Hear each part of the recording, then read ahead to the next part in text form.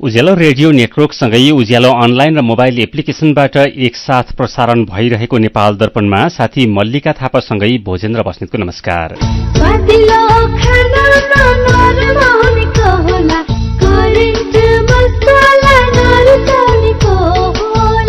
नेपाल दर्पणको साथमा करेन्ट मसला र करेन्ट चिया स्वादको झट्का। नेपाल दर्पण सुरु गरौं मुख्य खबरका शीर्षकहरूबाट। लुम्बिनी र सुदूरपश्चिममा एमाले, कर्णालीमा माओवादी र मध्य प्रदेशमा जसपाबाट मुख्यमन्त्री नियुक्त। रेशम चौधरीको रिहाई गर्ने एमाले र माओवादीको आश्वासनपछि सुदूरपश्चिममा एमालेलाई नागरिक उन्मुक्ति पार्टीको समर्थन। यो वर्ष नेपालको आर्थिक वृद्धि दर 5.1% रहने विश्व बैंकको अनुमान। विश्व अर्थतन्त्रमा ठूलो मन्दी देखिए पनि नेपालको अवस्था सामान्य नै रहने।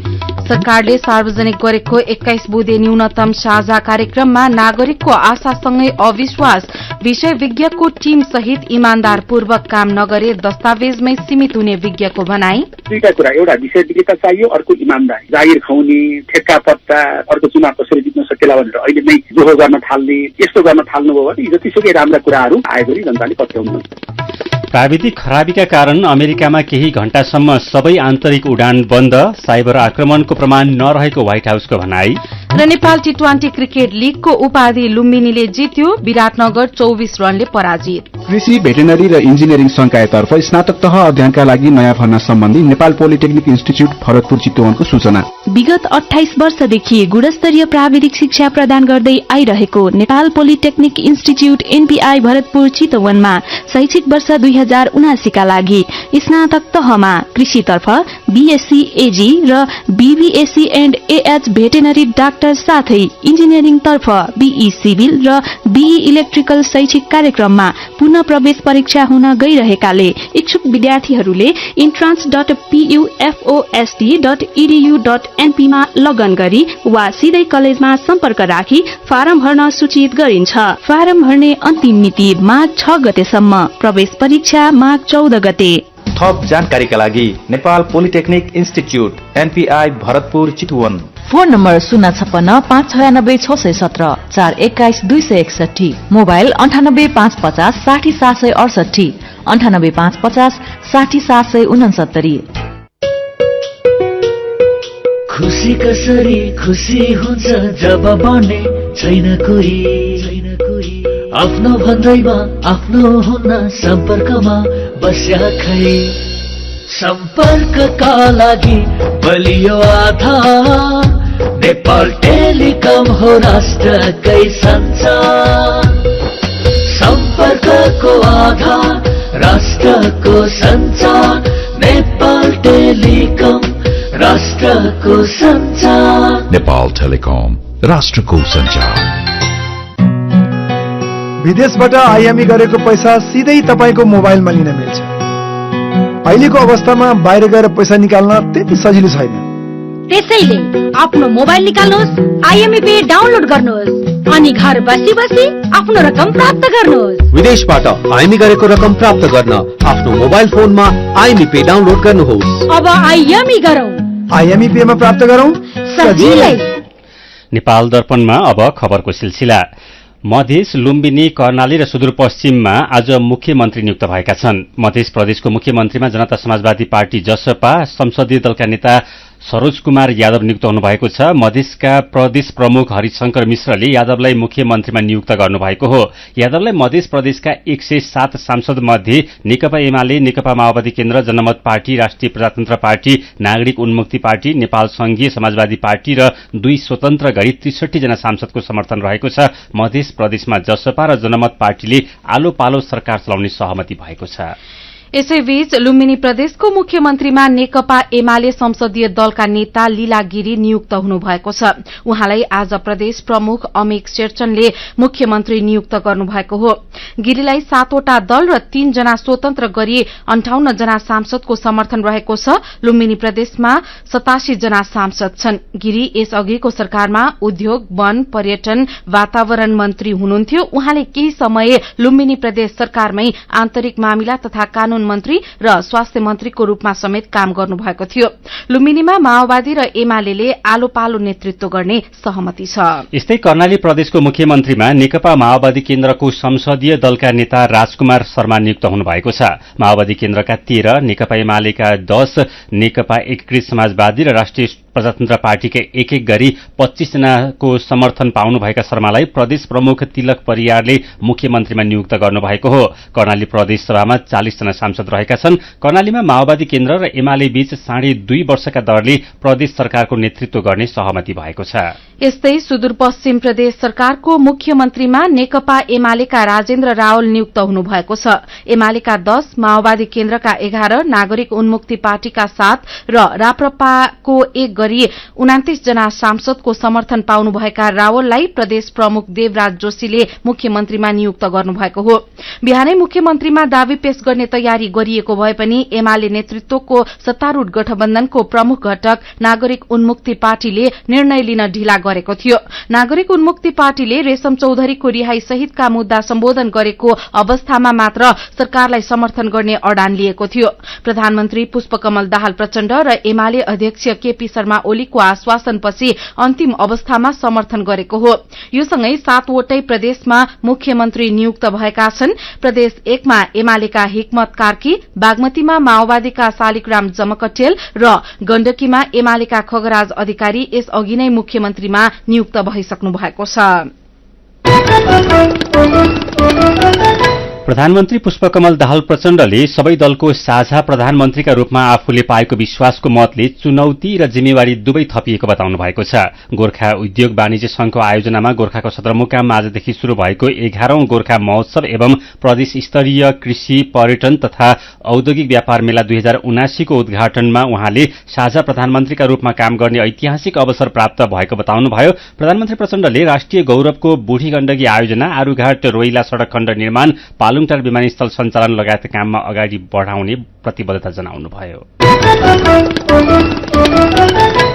पृथ्वीनारायण शाहको 301औं जन्म जयन्ती आज देशभर विविध कार्यक्रम गरी मनाइएको छ। विक्रम सम्वत 1779 पुस 27 गते गोर्खामा राजा नरभूपाल शाह र रानी कौशल्यावतीका कोखबाट पृथ्वीनारायण शाहको जन्म भएको थियो।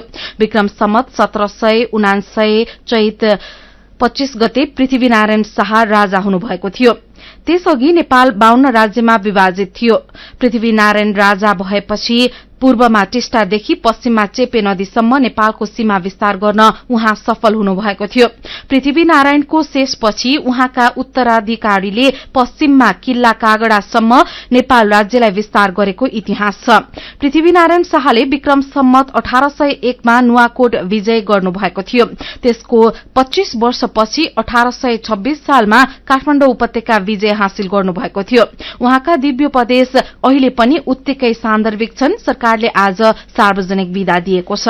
राष्ट्रपति विद्यादेवी भण्डारीले पृथ्वी जयन्ती तथा राष्ट्रिय एकता दिवसको अवसरमा पृथ्वीनारायण शाहको शालिगमा पुष्पहार अर्पण गर्नुभएको छ। पृथ्वीनारायण शाहको 301औं जन्म जयन्तीका अवसरमा सिंहदरबार पश्चिम मूल ढोका अघि रहेको शालिगमा उहाँले पुष्पहार एवं माल्यार्पण गर्नुभएको हो। यस्तै राष्ट्रपति भण्डारीले काठमाडौँको दहचोकमा रहेको काजी कालु पाण्डेको समाधि स्थल र शालिगमा माल्यार्पण गर्नुभएको छ। राष्ट्रपति भण्डारीले दहचोकमा रहेको मनोकामना मन्दिरमा दर्शन पनि गर्नुभएको थियो। तत्कालीन गोर्खाली सेनाले काठमाडौँ उपत्यकामा आक्रमण गर्नु अघि त्यो मन्दिर बनाएको इतिहासमा उल्लेख छ। काजी पाण्डे पृथ्वीनारायण शाहका सेनापति हुनुहुन्थ्यो। यसैबीच राष्ट्रिय प्रजातन्त्र पार्टी राप्रपाले पृथ्वी जयन्ती तथा राष्ट्रिय एकता दिवसका अवसरमा जलपान कार्यक्रमको आयोजना गरेको छ। भृकुटी मण्डपमा आयोजित जलपान समारोहमा नेकपा एमालेका अध्यक्ष एवं पूर्व प्रधानमन्त्री केपी शर्मा ओली, नेकपा एकीकृत समाजवादीका अध्यक्ष एवं पूर्व प्रधानमन्त्री माधव कुमार नेपाल, नेपाली कांग्रेसका वरिष्ठ नेता रामचन्द्र पौडेल, उप प्रधानमन्त्रीहरू नारायण काजी श्रेष्ठ र रवि लामिछाने लगायतको उपस्थिति थियो। राप्रपाले प्रत्येक वर्ष पृथ्वी जयन्तीको अवसर पारेर जलपान कार्यक्रम आयोजना गर्दै आएको छ। मेरो पनि भन्नु छ।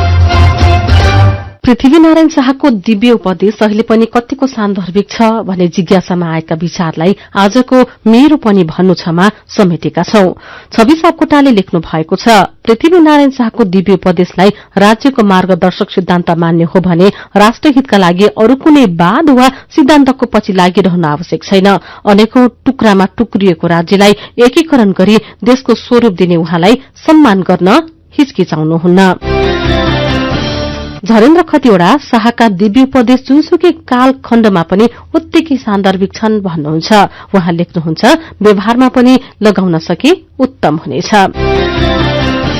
कमल अपरिचित केसीका अनुसार आधुनिक नयाँ नेपाल निर्माणको उच्च योगदान गरेका पृथ्वीनारायण शाह नेपालको पहिलो परराष्ट्र कूटनीतिज्ञ पनि हुनुहुन्छ। उहाँले नेपाललाई दुई ढुङ्गा बीचको तरूलको संज्ञा दिएर दुई ठूला देश चीन र भारत बीचको शक्ति सन्तुलनको जगमा नेपालको परराष्ट्र कूटनीतिक यात्रा अगाडि बढ़ाउनुपर्छ भन्नुभएको थियो।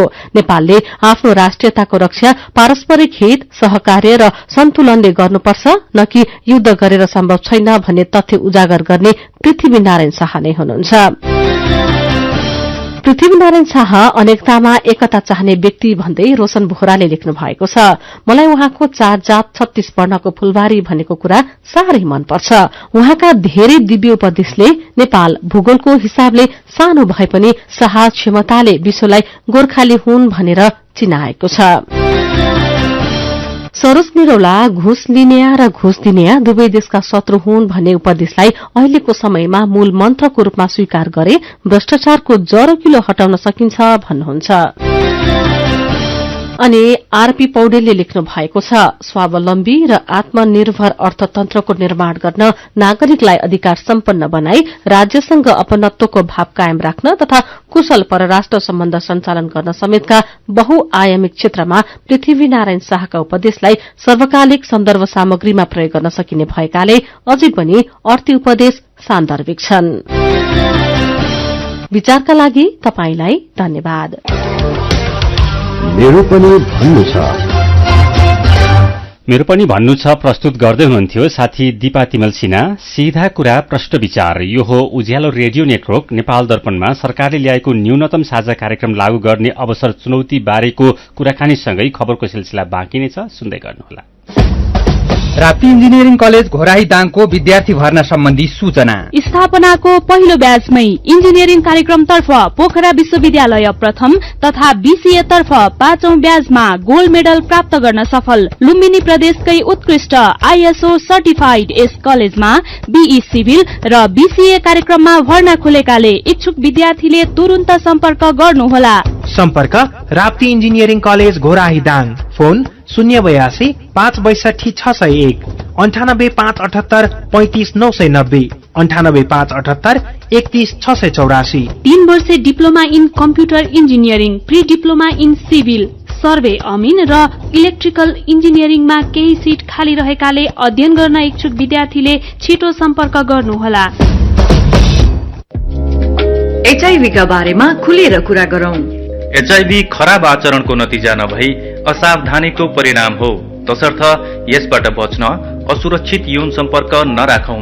अन्य व्यक्तिले प्रयोग गरेका धारिला औजार जस्तै छुरी, दारी काट्ने ब्लेड प्रयोग नगरौं र रगत चढाउनु पर्ने अवस्था भएमा परीक्षण गरेको रगत मात्र चढाउँ।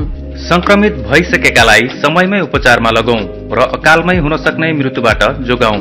समयमै उपचार गर्नाले संक्रमित गर्भवती महिलाले पनि स्वस्थ बच्चा जन्माउन सक्छिन्। Nepal youth foundation 12+ Lumbini plus र मकवानपुर महिला समूह।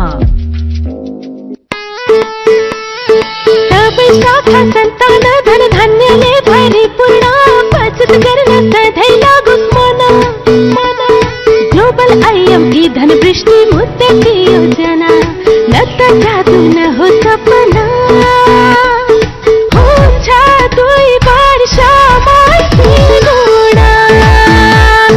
हजुर, ग्लोबल आयामी धनवृष्टि मुद्दती योजना निरन्तर बचत गर्ने बानीलाई प्रोत्साहन गर्दै प्रारम्भिक रकमको 10% त्रैमासिक रूपमा अन्तिम त्रैमास बाहेक जम्मा गर्दा प्रारम्भिक रकमको 2 गुणा 2 वर्षमै प्राप्त गर्न सकिने। ग्लोबल आईएमी बैंक, सबैका लागि बैंक।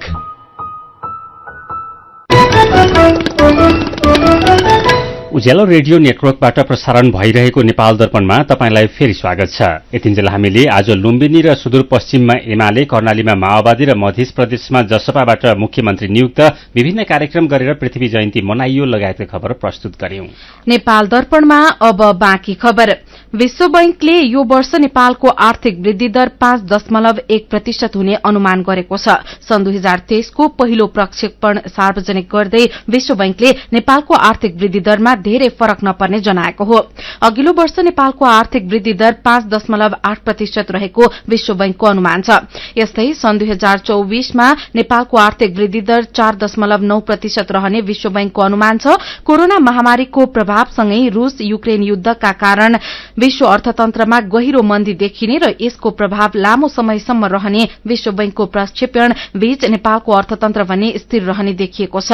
विश्व बैंकका अनुसार सन् 2023मा विश्वको आर्थिक वृद्धि दर 1.7% मा सीमित हुनेछ। विश्व बैंकले 6 महिना अगाडि विश्वको अर्थतन्त्रको वृद्धि दर 3% रहने अनुमान गरेको थियो। यस्तै सन् 2023मा दक्षिण एशियाको आर्थिक वृद्धि दर 5.5% रहने विश्व बैंकको प्रक्षेपण छ।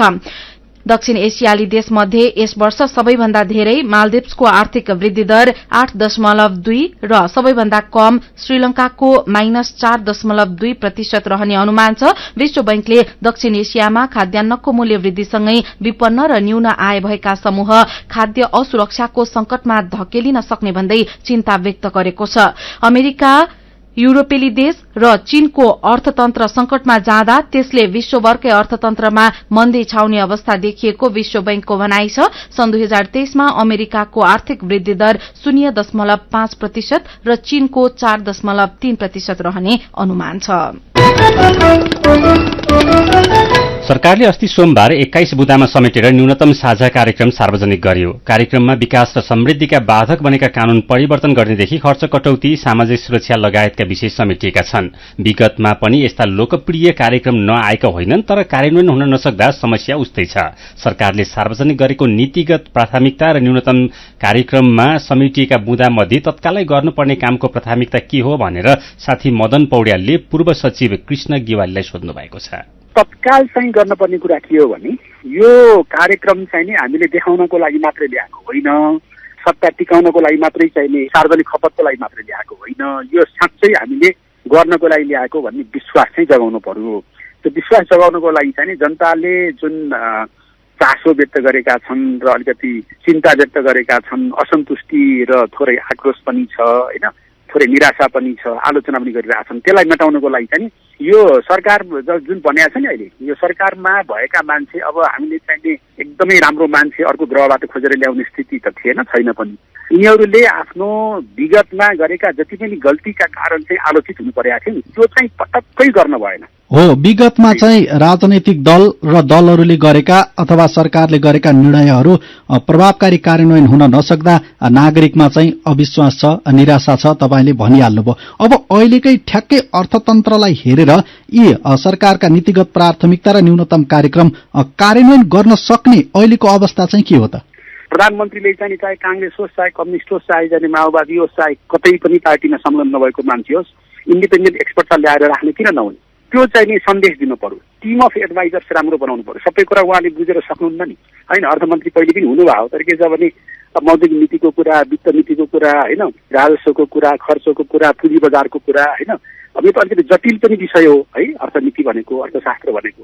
मैले एउटा उदाहरण दिएँ। त्यसै गरी अब भनेको विषय विज्ञता चाहियो मन्त्रालयगत कार्यान्वयनका लागि। विषय विज्ञता चाहियो, दुईटा कुरा, एउटा विषय विज्ञता चाहियो, अर्को इमान्दारी, सदाचार चाहियो। उहाँहरू चाहिँ नि जागिर खुवाउने, त्यसपछि ठेक्का पत्ता, त्यसपछि चाहिँ तपाईँको पैसा कमाउने, अर्को चुनाव कसरी जित्न सकेला भनेर अहिले नै जोहो गर्न थाल्ने, त्यसपछि चुनाव लड्ने बेलामा चाहिँ जे गरिदिन्छु भनेर चाहिने नचाहिने आश्वासन दिनुभएको थियो, तिनीहरूका काम गर्दिन थाल्ने, यस्तो गर्न थाल्नुभयो भने जतिसुकै राम्रा कुराहरू दस्तावेजमा आए पनि जनताले पत्याउनु। हो, ठ्याक्कै नागरिकलाई छुने गरी काम गर्ने हो भने अहिले ठ्याक्कै प्राथमिकता निर्धारण गरेर कस्ता कामबाट चाहिँ सुरुवात गर्दा अलिकति उपयुक्त होला त? यसको आफ्नो मन्त्रालयसँग सम्बन्धित कामको चाहिँ नि कार्यान्वयन र त्यसको अनुगमनको संयन्त्र बनाउनु पर्यो। जस्तो उदाहरणको लागि चाहिँ नि 1 वर्षभित्र आइडीको काम सक्ने भने नेसनल आइडी कार्डको, त्यो भनेर मात्रै त भएन नि। अब पासपोर्ट चाहिँ हेर्नुहोस् त कस्तो अवस्था छ।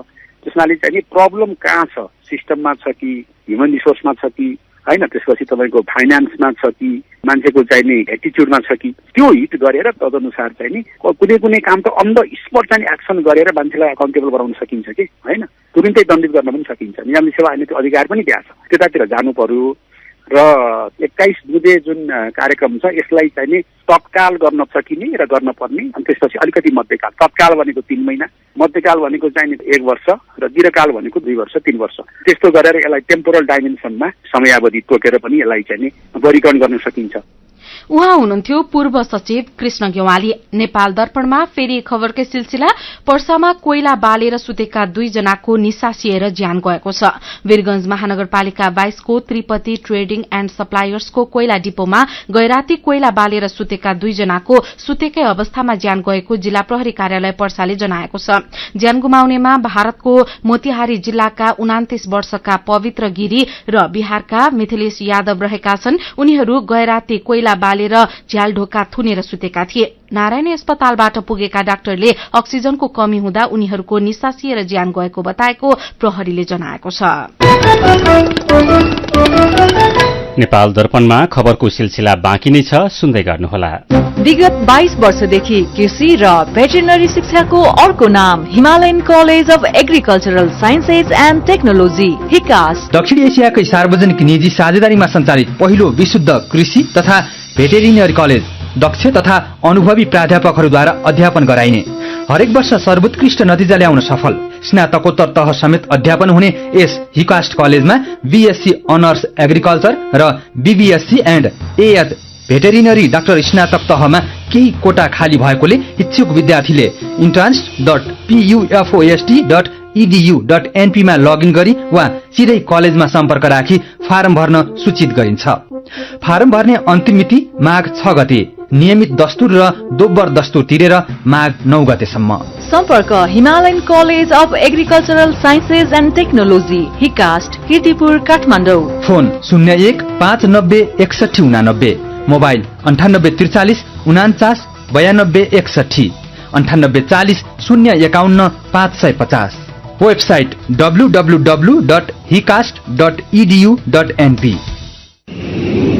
मेरा छोराछोरीको सपना अन्तर्राष्ट्रिय स्तरको उच्च शिक्षा। म पनि यस्तै चाहन्छु। मलाई विश्वास छ हाम्रो सपना र चाहनालाई पूरा गर्छ नेपाल जापान सेवा सेन्टरले। हजुर, उच्च शिक्षाको लागि जापानको जुनसुकै सिटीमा अध्ययन गर्न र जापानिज भाषा सिक्नको लागि हामी तपाईको साथमा छौं।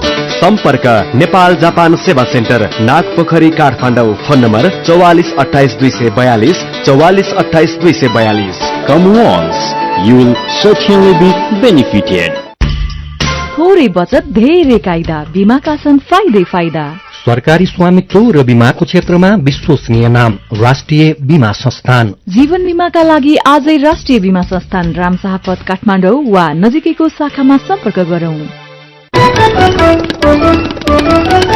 उज्यालो रेडियो नेटवर्क मार्फत देशभरका विभिन्न एफएम स्टेशन तथा उज्यालो अनलाइन र मोबाइल एप्लिकेशनमा प्रसारण भइरहेको नेपाल दर्पणमा तपाईंलाई फेरि स्वागत छ। अब बाँकी खबर। सुदूरपश्चिम लुम्बिनी, कर्णाली र गण्डकी प्रदेशका हिमाली भेगमा सामान्य वर्षा र हिमपात शुरू भएको छ। पश्चिमी न्यूनचापीय प्रणालीको प्रभावका कारण ती क्षेत्रमा मौसम बदलीसँगै सामान्य वर्षा र हिमपात शुरू भएको हो। बिहान नेपाल प्रवेश गरेको पश्चिमी वायुको कारण सुदूरपश्चिम लुम्बिनी, कर्णाली र गण्डकी प्रदेशमा आज र भोलि वर्षा तथा हिमपात गराउने सम्भावना रहेको जलवायु विज्ञ डाक्टर धर्मराज उप्रेतीले जानकारी दिनुभयो। अहिले तराईको हुस्सु हटेको छ। भोलि बिहानी पख फेरि हुस्सु लाग्ने उप्रेतीले बताउनुभयो। मौसम पूर्वानुमान महाशाखाले अघि बेलुकी 6 बजे निकालेको मौसम पूर्वानुमान बुलेटिनमा पनि आउँदो 3 दिन पश्चिम क्षेत्रका उच्च पहाड़ र हिमाली क्षेत्रमा सामान्य वर्षा र हिमपातको सम्भावना रहेको उल्लेख छ। हुस्सु र शीतलहरका कारण नेपालगंज विमानस्थलबाट पहाड़ी भेगमा हुने दैनिक उडान प्रभावित हुन थालेका छन्। नेपालगंज विमानस्थलबाट पहाड़ी भेगमा हुने उडानहरू ढिलो र स्थगित हुने गरेका हुन्। अहिले हुस्सु र शीतलहरका कारण विमानस्थलबाट हुने उडान प्रभावित हुँदै आएको नेपालगंज नागरिक उड्डयन प्राधिकरणका प्रमुख सुरेश प्रसाद खनालले बताउनुभयो। सिन्धुपाल्चोकमा झण्डै 2 दशक अघि प्रहरीले बरामद गरेको रक्त चन्दन सडेर खेर जाने अवस्थामा पुगेको छ। तस्करहरूले तातोपानी नाका हुँदै चीन लैजान लागेको बेला 2062 सालदेखि 2064 सालसम्म बरामद भएको 40,000 किलो भन्दा धेरै रक्त चन्दन अलपत्र परेको हो। स्पष्ट कानून नहुँदा रक्त चन्दन लिलामी वा फिर्ता हुन नसकेकाले अलपत्र भएको सिन्धुपाल्चोकका सहायक जिल्ला वन अधिकृत कृष्ण बहादुर थापाले जानकारी दिनुभयो। धनुषामा स्रोत नखुलेको रकम सहित एकजना भारतीय नागरिक पक्राउ परेका छन्। भारतको बिहार राज्य मधुबनी जिल्लाका राजेश कुमार शाहलाई 16 लाख नगद सहित पक्राउ गरेको जिल्ला प्रहरी कार्यालय धनुषाले जनाएको छ। स्कुटरको डिकीमा पैसा राखेर भारतबाट नेपालतर्फ आउँदै गरेको बेला शाह पक्राउ परेका हुन्। नवलपरासी बर्दघाट सुस्ता पूर्वमा 43 प्रजातिका जलचरा भेटिएका छन्। यस वर्षको जलचरा गणनाका क्रममा नवलपुर क्षेत्रमा 43 प्रजातिका चरा भेटिएको हो। चरा गणनाका क्रममा अहिलेसम्म नारायणी क्षेत्रमा नभेटिएको राजसुडसुडिया नामको चरा पनि भेटिएको चितवन राष्ट्रिय निकुञ्ज पश्चिम सेक्टरका पंक्षी गणना संयोजक डीवी चौधरीले बताउनुभयो। यस्तै गएको वर्ष नदेखिएका जुरे हुटिट्याउ, बेलसाठुडे हाँस, जुरे हाँस र लालखुट्टे टिमटिया प्रजातिका चरा पनि यस वर्ष देखा परेको संयोजक चौधरीले बताउनुभयो।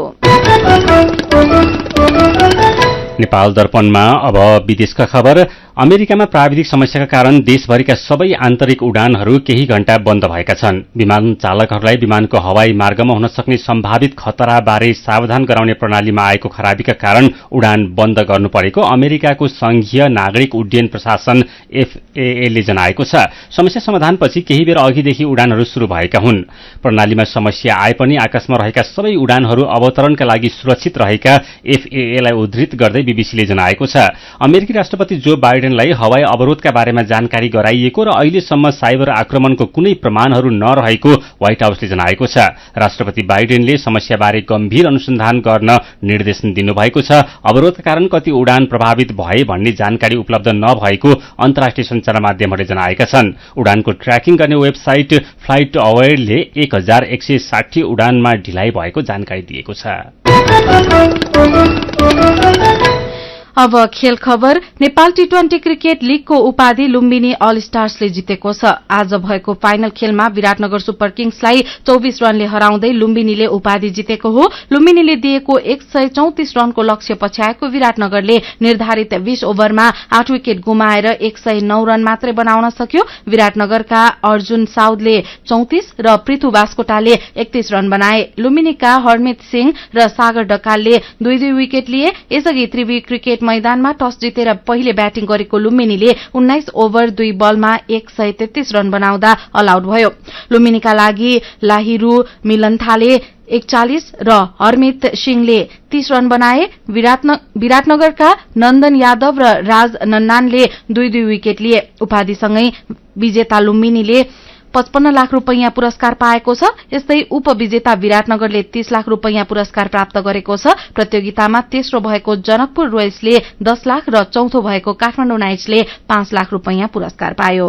नेपाल पुलिस क्लब 7औं संस्करणको एनभीए राष्ट्रिय महिला तथा पुरूष क्लब भलिबल च्याम्पियनशिप अन्तर्गत पुरूषतर्फ क्वार्टर फाइनलमा पुगेको छ। लगातार तेस्रो खेल जित्ने क्रममा पुलिसले गण्डकी प्रदेशलाई 3-1 को सेटमा हरायो। यस्तै ढोरपाटन भलिबल क्लबले न्यूटन भलिबल क्लबलाई 3-2 को सेटमा पराजित गरेको छ। यस्तै हेल्प नेपाल स्पोर्ट्स क्लबले केशवलाल भलिबल केन्द्रलाई 3-0 को सेटमा हरायो। महिलातर्फ गण्डकी प्रदेशलाई 3-0 को सेटमा हराएर त्रिभुवन आर्मी क्लब सेमिफाइनलमा पुगेको छ। महिलातर्फको अर्को खेलमा एभरेस्ट भलिबल क्लबले नयाँ बजार सामाजिक युवा क्लबलाई 3-0 को सेटमा हरायो। प्रतियोगितामा पुरूषतर्फ 15 र महिलामा 8 टोलीको सहभागिता रहेको छ। पुरूष र महिला दुवैतर्फको च्याम्पियनले समान 4 लाख रुपैयाँ पुरस्कार पाउनेछन्। र न्यूजील्याण्डसँगको दोस्रो एक दिवसीय क्रिकेट जित्न पाकिस्तानले 262 रनको लक्ष्य पछ्याइरहेको छ। कराँचीमा 262 रनको लक्ष्य पछ्याएको पाकिस्तानले ताजा अवस्थामा 9 ओभर 4 बलमा 2 विकेट गुमाएर 30 रन बनाएको छ। यसअघि पहिले ब्याटिङ गरेको न्यूजील्याण्डका लागि देवन कनवेले 101 र कप्तान केन विलियमसनले 85 रन बनाए। पाकिस्तानका मोहम्मद नवाजले 4 र नसीम शाहले 3 विकेट लिए। 3 खेलको श्रृंखलामा पाकिस्तान 1-0 ले अघि छ। खेल खबरसँगै हामी नेपाल दर्पणको अन्त्यमा आइपुगेका छौं। आजका मुख्य खबरका शीर्षक फेरि एकपटक। लुम्बिनी र सुदूरपश्चिममा एमाले, कर्णालीमा माओवादी र मध्य प्रदेशमा जसपाबाट मुख्यमन्त्री नियुक्त। रेशम चौधरीको रिहाई गर्ने एमाले र माओवादीको आश्वासनपछि सुदूरपश्चिममा एमालेलाई नागरिक उन्मुक्ति पार्टीको समर्थन। यो वर्ष नेपालको आर्थिक वृद्धि दर 5.1% रहने विश्व बैंकको अनुमान। विश्व अर्थतन्त्रमा ठूलो मन्दी देखिए पनि नेपालको अवस्था सामान्य नै रहने। सरकारले सार्वजनिक गरेको 21 बुँदे न्यूनतम साझा कार्यक्रममा नागरिकको आशासँगै अविश्वास। विषय विज्ञको टीम सहित इमान्दारपूर्वक काम नगरे दस्तावेजमै सीमित हुने विज्ञको भनाई। प्राविधिक खराबीका कारण अमेरिकामा केही घण्टासम्म सबै आन्तरिक उडान बन्द। साइबर आक्रमणको प्रमाण नरहेको व्हाइट हाउसको भनाई। र नेपाल टी20 क्रिकेट लीगको उपाधि लुम्बिनीले जित्यो। विराटनगर 24 रनले पराजित। आजको नेपाल दर्पण सकिएको छ। प्राविधिक साथी संघर्ष विष्टसँगै हामी मल्लिका थापा र भोजेन्द्र बस्नेत पनि बिदा हुन्छौं। उज्यालोको मोबाइल एप्लिकेशन र अनलाइनमा प्रसारण भइरहेका रेडियो र अनलाइनका सामग्री भाइबरमा पनि उपलब्ध छन्। निसासिने जोखिम भएकोले बन्द कोठामा हिटर र आगो बालेर नसुतौं। नमस्कार।